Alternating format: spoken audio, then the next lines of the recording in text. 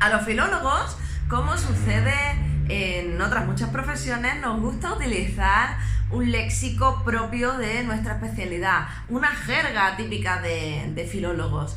Estas palabras que definen fenómenos, situaciones, circunstancias que a nosotros nos gustan, es decir, relacionadas, en el caso de la filología, con el estudio de las lenguas. Hoy vengo a hablarte de uno de esos conceptos que tiene un nombre algo extraño, algo curioso. Vengo a hablarte de enantiosemia.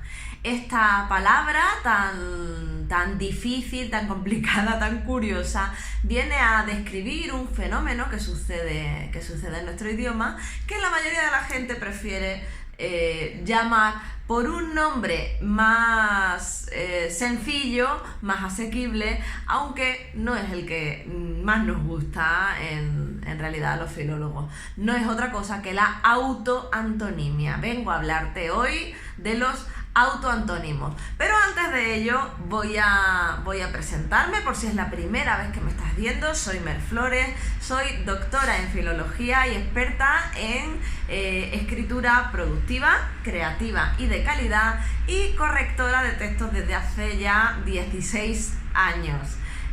Todos los viernes grabo este programa, Saco la Lengua, donde trato distintas cuestiones relacionadas con la lengua española, curiosidades sobre su ortografía, sobre su gramática, sobre las circunstancias sociales, sobre el léxico, todos los asuntos de interés y las dudas frecuentes que me plantean muchísimas veces sobre lengua española. Y como te decía, hoy vengo a hablarte de enantiosemia o autoantonimia. ¿Qué es este fenómeno tan raro y con esta palabra tan sorprendente para nombrarla? Bien, es un fenómeno que sucede en nuestra lengua, aunque no es la única lengua en la que sucede. Ojo, es una tendencia relativamente frecuente en el lenguaje natural humano.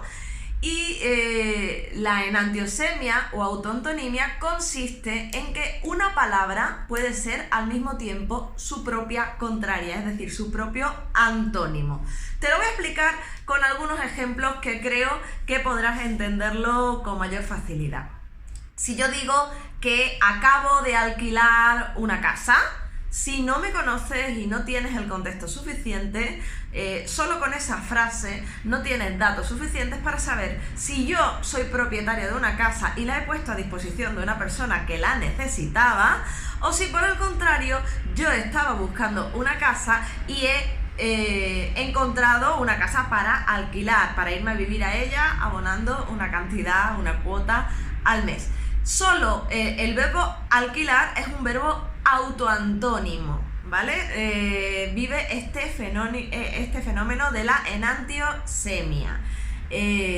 Precisamente consiste en eso. Alquilar puede ser tanto ser la persona propietaria que alquila como ser el inquilino que paga una cuantía por tener temporalmente el uso y disfrute de ese bien inmueble en este caso. Pasa exactamente igual con la palabra casero. Yo normalmente cuando hablo de mi casero estoy hablando del propietario de la casa en la que yo vivo, pero también casero sirve para designar a la persona que está viviendo en alquiler en una casa. Pasa lo mismo con, por ejemplo, un verbo tan habitual como dar clase. Cuando damos clase, a mí me pasa de forma cotidiana con mi marido. Como yo tengo muchas clases que doy yo, que imparto yo, pero al mismo tiempo también estoy en formación constante. Cuando yo comento en casa que a tal hora pues tengo que dar clases, siempre me tienen que preguntar, ¿pero la das tú o la recibes? Porque dar clases sirve tanto para ser la persona que imparte los conocimientos en esa sesión, como para ser la persona que atiende como alumno para formarse. Otro concepto curioso que es autoantónimo, la friolera. Friolera habla de una cantidad pequeña, de algo nimio, algo sin importancia, pero al mismo tiempo también es una palabra que utilizamos con mucha frecuencia para hablar de algo muy grande, sobre todo cantidades escandalosas de dinero, ¿no? Esto me ha costado la friolera de... Lo utilizamos entonces en su sentido contrario, es otro autoantónimo.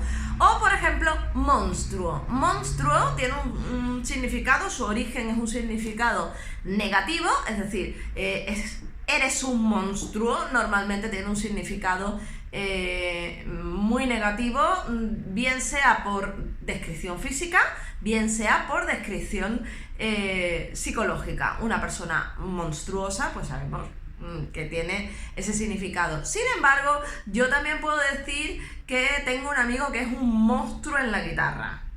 Y eso significa justo lo contrario, significa que es maravilloso, grandioso, espectacular. Por lo tanto, de nuevo, enantiosemia, un concepto que significa una cosa y al mismo tiempo la contraria. No son extraños este tipo de fenómenos, de hecho, los cambios de significado y las actualizaciones de significado de las palabras son habituales, como digo, no solo en nuestro idioma, sino en otras muchas lenguas del mundo. En este caso, la mayoría de las enantiosemias que suceden en nuestro idioma tienen como origen un uso irónico.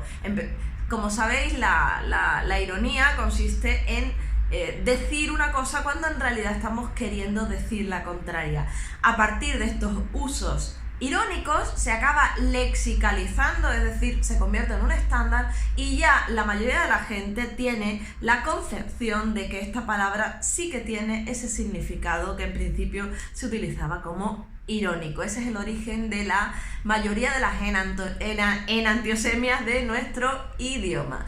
Hay otros muchos cambios de significado, de desplazamientos lingüísticos en nuestro idioma, son casos muy curiosos y muy interesantes, y probablemente pues en otros episodios de este programa puede que te hable de otros fenómenos, como por ejemplo, te voy a dar un dato curioso.